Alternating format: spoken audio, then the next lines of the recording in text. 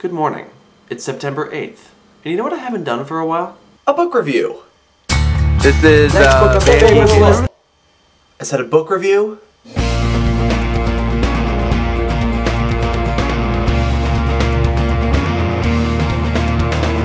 That's better. So, for the third time since beginning this project, I'm going to be reviewing a book other than the book that I said I would be reviewing the last time I did a review. Try saying that 5 times fast.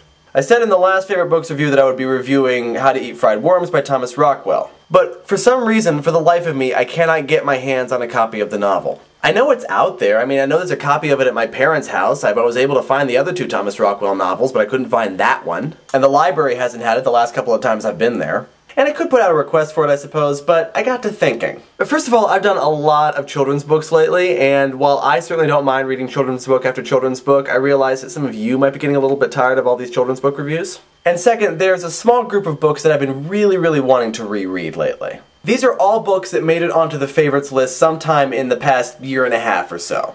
And I haven't actually had a chance to reread them yet, and so now I'm going to do some of those. Beginning with today's review of I Am the Messenger by Markus Zusak. I frickin' love this book. I think this might possibly be one of the most brilliant pieces of young adult literature in the world. I ain't mincing words on this one. And this is actually going to be kind of a hard book review for me to do because I'm the Messenger is one of those books that's really hard to describe. I mean, I guess I'll start with the plot.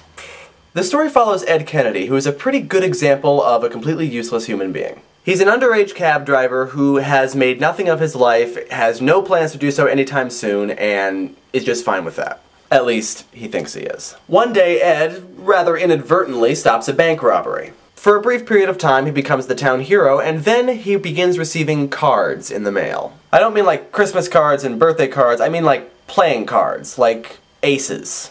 And from then on, Ed enters onto a new path where he becomes the messenger. He'll be given a playing card that will in some way point him to 3 people that he has to deliver a message to. What the message is and how he delivers it are left for him to figure out. But the pervading mystery during all of this is who is actually sending these cards to him. There are quite a few reasons why this book is brilliant and why I love it so much. The first is simply the way it's written, and I'm going to go out on a limb here and say that nobody uses the English language the way Markus Zusak does. And again, it's kind of hard to describe, it's just something that you have to read for yourself. There's a lot of kind of surreal imagery, metaphors coming to life, a lot of descriptions that kind of cross senses, like using a smell to describe a sound. Everything, plants, animals, people, inanimate objects, has a feeling or an emotion. It's kind of like if you combine an E.E. Cummings poem and a Salvador Dali painting, but in novel form.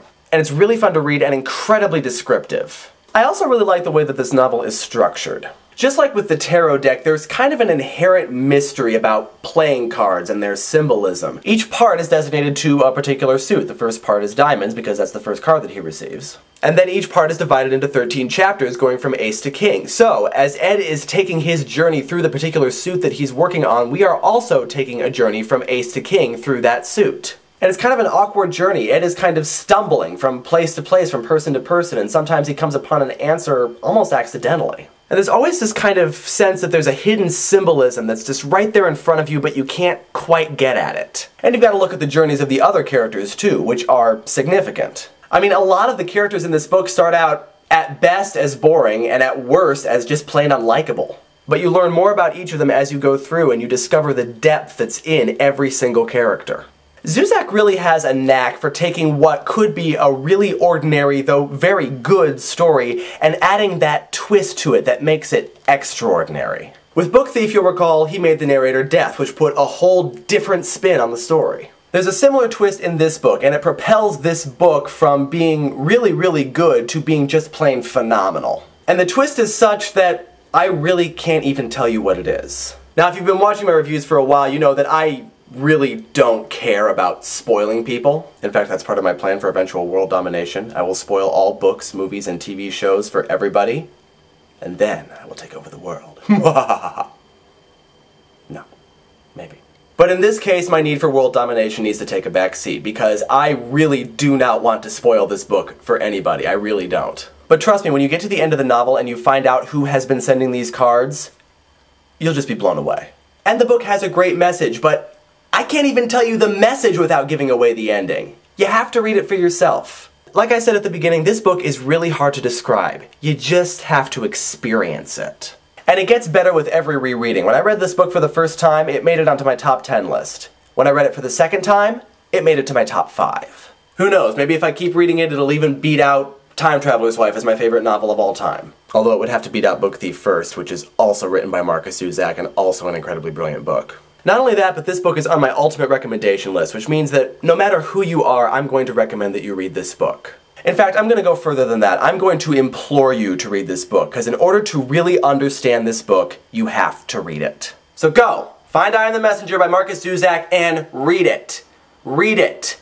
Car driving past the apartment, but I don't care. Read this book. By the way, if you couldn't tell, it's still a favorite. And the next book on the favorites list is going to be The Bermudez Triangle by Maureen Johnson. And that's it for today. Happy Wednesday. Enjoy the explosions. Who describes plots and reviews anymore?